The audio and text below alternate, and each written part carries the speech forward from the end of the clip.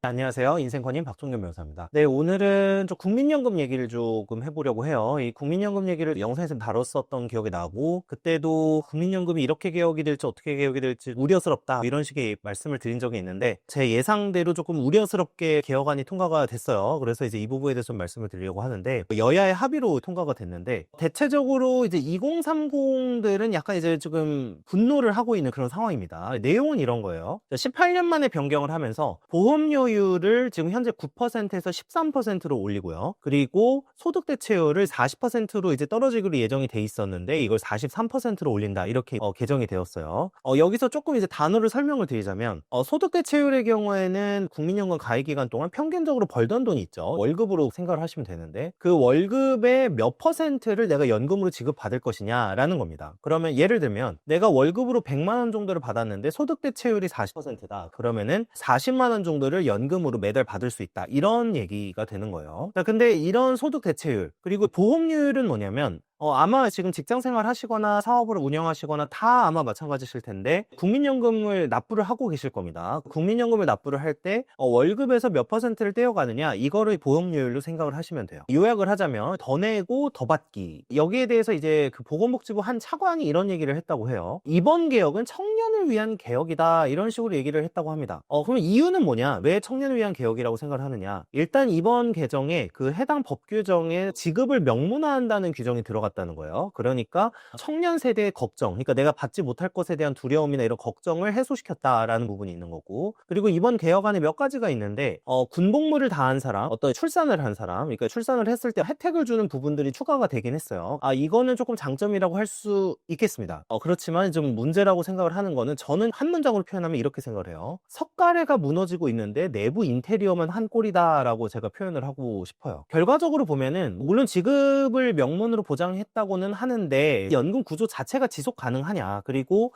재정을 투입하지 않고서 사실상 운영이 불가능한 구조를 왜 계속해서 끌고 가느냐라는 데 제가 생각하는 문제의식이 있어요. 그래서 조금 이 국민연금에 대해서 기본적인 정보를 한번 말씀드리려고 해요. 국민연금이 언제 태어났고 어떤 식으로 변화해 왔는가, 요걸 제가 좀 정리를 해봤는데요. 자, 일단은 이 국민연금은 처음으로 시행된 게 1988년입니다. 이때 보험료율을 3%, 그리고 소득 대체율을 70%로 규정을 했었어요. 그리고 처음에 시행할 때는 10인 이상 사업장에 대해서만 이제 적용을 했었다가, 1992년에 5인 이상 사업장으로 확대가 되었습니다. 그 다음에 이제 98년에 1차 국민개혁을 하는데요. 이때 어떻게 개혁을 하냐면 보험료율을 9%로 올리고요. 소득 대체율을 60%로 하향 조정을 하게 됩니다. 그나마 소득 대체율을 낮추기 시작했던 게 이 시기 때부터예요. 수급 개시 연령 있죠. 그러니까 내가 받기 시작하는, 국민연금 받기 시작하는 연령을 60세에서 65세로 상향 조정을 합니다. 그리고 2007년, 이게 노무현 정부 때죠. 2차 국민연금 개혁이 있었어요. 2차 연금 개혁에서는 소득 대체율을 이제 40%로 점진적으로 확 낮추자, 그래서 40%로 낮추고, 그다음에 이제 보험료율을 그대로 유지를 합니다. 그때 이제 50% 바로 낮춘 다음에 여기에 대해서 계속 점진적으로 40%까지 낮추자, 이렇게 개정을 했었고요. 이런 부분으로 진행이 되고 있었는데, 사실 이번에 43%로 다시 올리자, 그러면 이번 개혁안은 뭐냐면 2026년부터 바로 시행을 하는데요. 이 0.5%포인트씩 올려서 43%를 이제 소득 대체율로 만들자, 이런 식으로 규정을 했고요. 보험료율을 이제 0.5%포인트씩 단계적으로 늘려가지고 13%까지 보험료율을 늘리겠다는 거예요. 그리고 소득 대체율도 조정을 하고요. 그래서 이번에 이제 이 소식을 들은 많은 분들이 사실 세대 간의 의견차가 있는 것 같긴 해요. 일단은 이걸 찬성하시는 분들은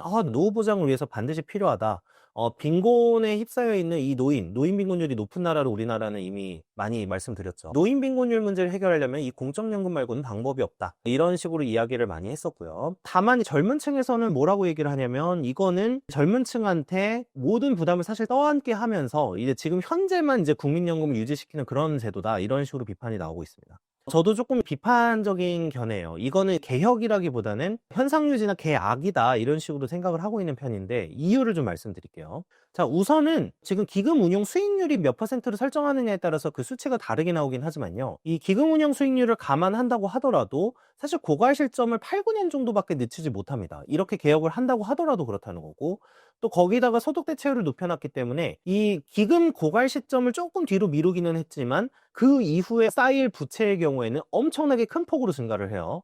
이렇게 되면은 제 딸이 2024년생인데 제 딸이 60대쯤 됐을 때는 아마 국민연금 부채가 몇 천조에 이를 거라고 지금 예상이 되고 있습니다. 그러면은 몇 천조를 제 딸이 이제 감당을 하면서 살아가야 된다는 게 맞는가라는 고민을 하게 돼요. 기근고갈 시점을 조금 늘린다고 해서 유지할 수 없는 구조라는 건 아마 사실 생각하고 계신 분들은 다 아실 거예요. 이 소득 대체율을 높이면서 그냥 국민연금 부채만 늘리는 거 아닌가라는 생각을 하는 거고, 그리고 저는 개인적으로 이 소득 대체율을 3% 정도 늘리는 것 자체가 국민의 노후 보장에 얼마나 큰 영향을 줄 것인가라는 생각을 또 하게 됩니다. 자, 두 번째는 뭐냐면 당연히 미래의 성장 동력 악화예요. 제가 가장 안타까운 거는 보험료율이 사실 9%에 13%로 올린다는 거는 4%가 추가적으로 납부가 된다는 뜻입니다. 제가 항상 영상에서 가처분 소득을 어떻게 저축하고 어떻게 불려나갈지를 항상 고민하시라고 늘 말씀드리잖아요. 노후 대비를 위해서. 근데 이 저축을 하고 하는데도 물론 강제적으로 저축이 되긴 하죠. 그렇지만 이 4%라는 부분이 강제적으로 저축이 될 때 이거를 사실은 조금 더 잘 운용을 하면서 투자를 하게 되면은 경제적 자유까지는 아니더라도 조금 나은 어떤 자산 상태를 유지할 수 있다라고도 생각이 들어요. 이런 부분을 일단 원천적으로 막는 부분이 있고, 이 보험료율이 13%로 올리다 보니까 가처분 소득은 줄어들게 돼 있습니다. 그렇게 되는 것 자체가 사실은 지금 직장인분들, 사업자분들, 자영업자분들 다 부담이 될 것이다, 이렇게 생각을 하고 있어요. 그 다음에 또 하나 더 말씀드리고 싶은 게 있어요. 사실 국민연금 보험료율은 아시겠지만 이제 개인이 전부 부담하는 게 아닙니다. 근로자 개인이 다 전부 부담하는 게 아니라 사업체에서 절반 정도를 부담해줘요. 그러면은 기업체 입장에서는 이 보험료율이 증가하면서 기업의 비용이 증가하게 돼요. 이 비용이 증가를 하게 되면은 결과적으로 채용이나 여러 가지 사업에 투자해야 될 비용이 연금에 들어가게 되는 그런 상황들이 된다는 거죠. 그러니까 이게 결코 적은 부분이 아닐 수 있다라는 부분을 생각을 해보게 됩니다. 그리고 이런 식으로 되게 되면은 고용이나 채용을 줄일 수밖에 없게 되겠죠.